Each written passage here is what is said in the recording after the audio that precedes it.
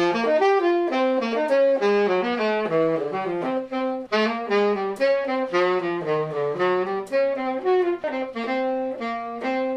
think it's a good life lesson, if not a music lesson, is to turn your disadvantage into an advantage.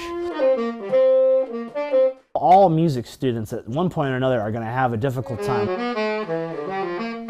Everyone has a barrier of some type, whether it's learning their instrument, learning how to read music, and I think that goes, again, hand in hand with life, right? As I always tell the students, music is a lifelong journey, and you have to deal with it like you deal with life. It's that rare time of year when there are no classes at the Patel Conservatory, so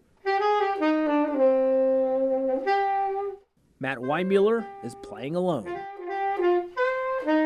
Matt teaches jazz improv at the Patel. All great performers still teach. The only way to really pass on this craft, especially about jazz music, is to teach students. I had to teach, I needed to teach, I was going to teach.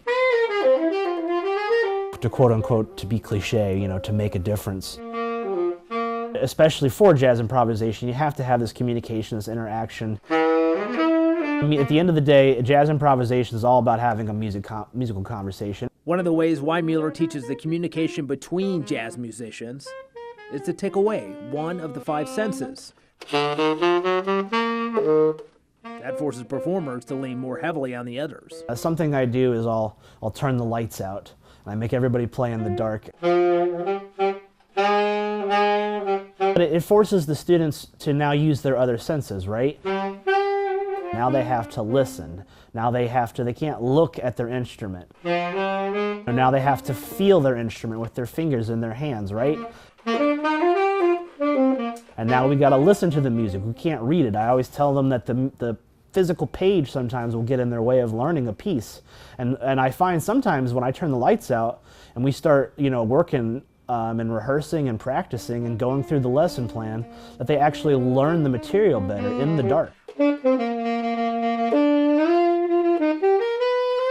Suffice to say, a little terrifying for some of the students at first, but we usually have a good chuckle right afterward. Cannot see and I'm totally blind. You know, they say, I can't see this. I say, well, welcome to every day of my life. That's right, Matt is blind. Not being able to see and read traditional sheets of music, that's helped him perfect his other senses. That's one of the main reasons he's so talented with playing jazz music, especially the improvisation that comes with it. You have to turn your disadvantage into an advantage. Where there's a will, there's a way. There are some things that I may not be able to do, but I find ways around them. If his success, despite his inability to see, isn't inspiring enough for his students, he shares his early struggles with sheet music. Matt needed Braille music. Wasn't as readily available as it is today. It's still hard to find, though. A particular piece would take months, if not years, to get. By then, it'd be too late. So he found a way around it. I had to create my own Braille music. I Brailled my own music pretty much all the way up until college. There's only a handful of people in the country who could, you know, legally and professionally provide it. If, you know, the vision teacher and my mom and I didn't get together and do it, I wasn't going to have music. It's been a challenge, but it's been very rewarding at the same time.